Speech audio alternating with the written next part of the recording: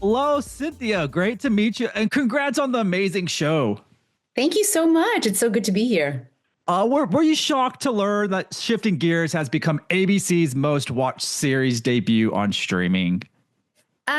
It is definitely good news. Am I shocked? No, because I do think there's a power that Tim Allen has. He has kind of the Midas touch, in my opinion. I'm a little biased. I'm a big fan. It is great, though, the success that the show is having. We're all celebrating that for sure. Yeah, I think no one's really surprised at those numbers. They are legit big numbers, but it's Tim Allen there. But like nearly 17 million viewers, and it's become one of the most watched broadcast series premieres, which is amazing. And, I know you've taken a variety of roles in your career, but what drew you to Shifting Gears specifically? This was the easiest decision of them all. When this audition came across my desk, I was immediately attracted to Frankie. I grew up around classic cars. My dad does in real life what Tim does in real life and what Matt does in the show, which is restore classic cars. So I've always had an affinity for vehicles. So this came about and I was like, how cool is this? A female mechanic and like what? Tim Allen, Kat Dennings, one of those that you're just like, there's no question to it. Plus, I love the fact that Frankie is so confident and like able to hang with the guys and in the shop with no problem. She's very cool and calm and collected, but funny and playful. There's just so much to love about this character. It was a very easy decision to say yes to this one. Yeah, Frankie is awesome. I love hearing that you love cars. You grew up around cars. I'm going to scrap all my questions now because I'm a car guy too. Me and Tim Allen bonded over cars when we spoke with Chill and Sean. Chill is obviously the car guy. Sean said he wasn't really the car guy. But I wasn't going to say that. I wasn't going to point that out. He did himself.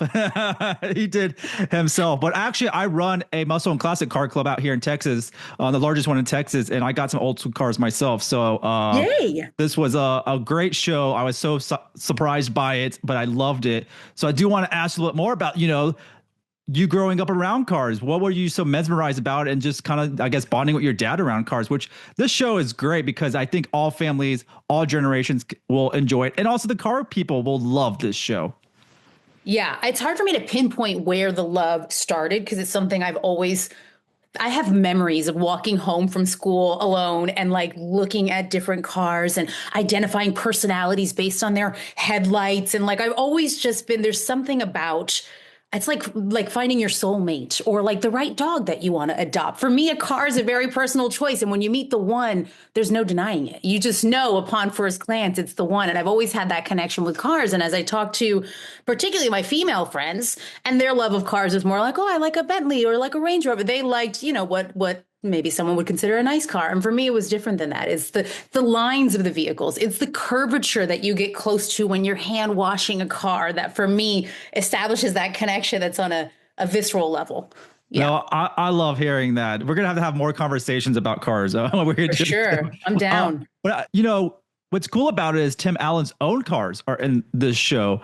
Was there one specifically that you kind of like got drawn to? I know Sean was telling me about some cars that were really too expensive, but he didn't want to get too close to them. But there's some really wild stuff that's been on the show so far, and a lot of cool Easter eggs stuff from Home Improvement, especially one of the hot rods as well. But what kind of drew you to what his collection is over there? So Sean was right. All of the cars are ridiculously expensive and we always handle them with care. I won't like when I come to rehearsal, I make sure there's no, studs on my pants, nothing that could like hit the car. It's a big deal. My all-time fave, and I think it's in tonight's episode, but there's a vintage Bronco that's on a lift, the back of the shop. And I'm not sure of the year. I asked, Katie, who's our car consultant, that's Tim's daughter, who's super knowledgeable. And I think she might have mentioned it was a 72, something might be a little bit older. And I was like, that's what I want. I want a vintage Bronco, and started researching them and restored. They're like almost 300,000. I was like, whoa, put that on the wish list, like completely beat up. I found some for 70 or 80. I was like, okay, apparently a lot of people have been hip to this vintage Bronco game, but that's the one that caught my eye. It definitely has Frankie energy too. There's something about it, like the thought of rolling around like on the PCH and the vintage Bronco. I just love that vibe. No, yeah, the Broncos, obviously, the new ones made a comeback. So now like the old ones are making a bigger comeback. And there's some companies that also, make them pretty much brand new. It's the old shell, but everything is the modern Ford engine and everything like that. But Broncos are always cool. Even the new ones are really awesome. But yeah, everyone's gonna be excited for all the types of vehicles that show up on Shifting Gears. That's what I really love about it. Amongst others, you know, the show is filmed in front of a live audience. Does that change how you approach your performance? Not at all. So I've done a lot of work in the theater. So for me, it just feels like an extension of a theater performance.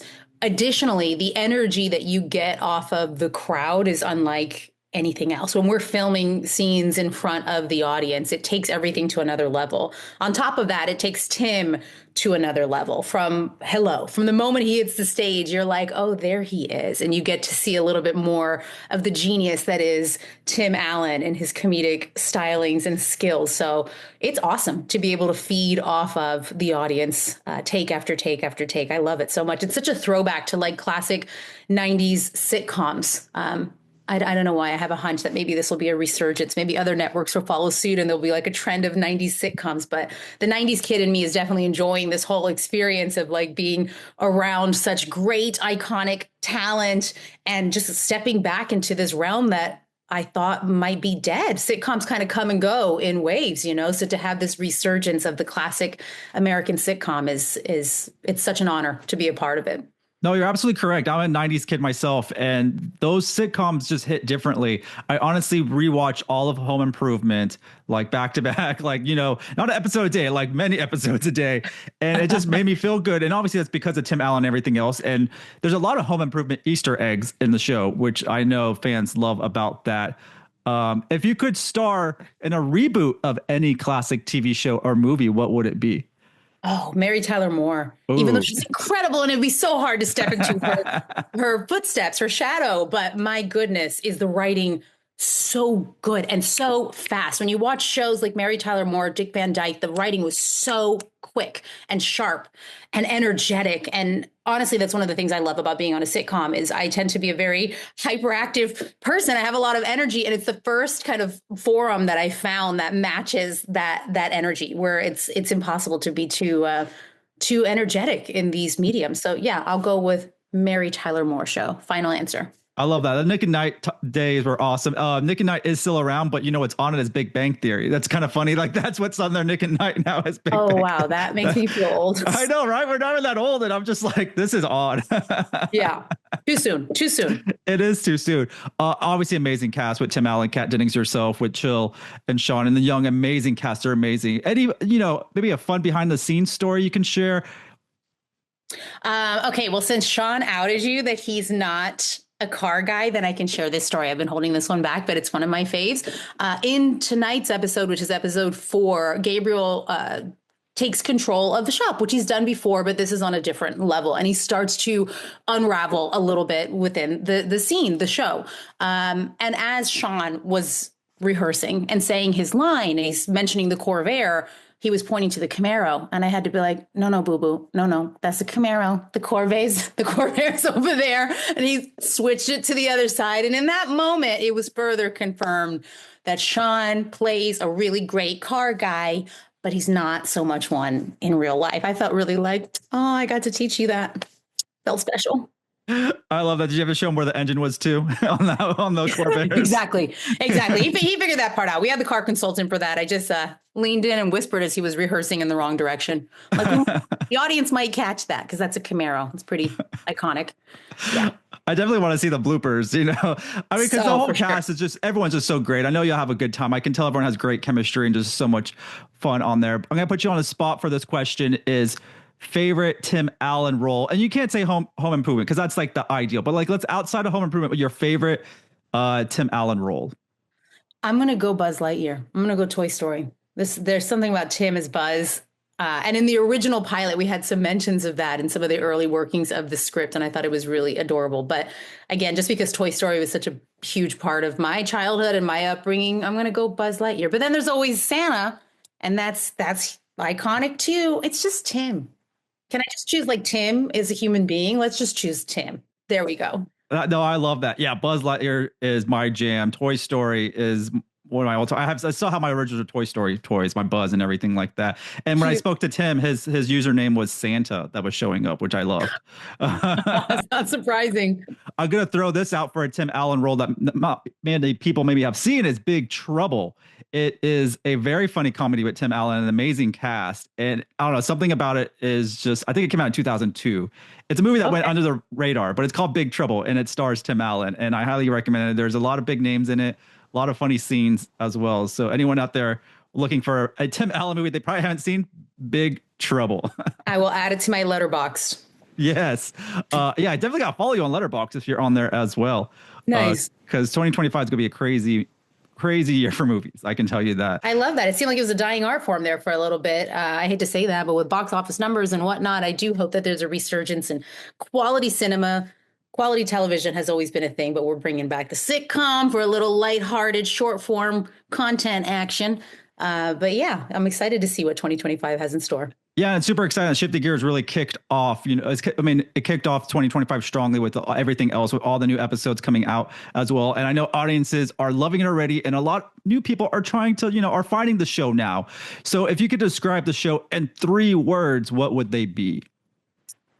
Funny, heartwarming, and I was going to say 2 words, which would be nobody's safe, because I think the humor plays across the board. I think people come in expecting humor to be somewhat one-sided or I don't know, one opinion, but having the balance of Kat and Tim and those 2 dynamics in the show not only creates the most beautiful, heartwarming story, but a really good balance where it feels like nobody's safe. Joke after joke. I'm like, it doesn't matter what side you're on. Nobody's safe. It's all fun and games when it comes to humor and not taking ourselves so seriously. So there you go. No, it's definitely a show. If anyone's looking for 2 words to why to watch Shifting Gears, simply Tim Allen. There you go. I love that. Followed by Kat Dennings, because she's also spectacular. No, what a cast. You're a part of the great cast. You're one of the many reasons this show is so successful and hilarious and tons of fun. So thank you once again, Cynthia. This is really fun, and we got to definitely do it again next time. Absolutely. I'm always down. Thank you so much, Sean.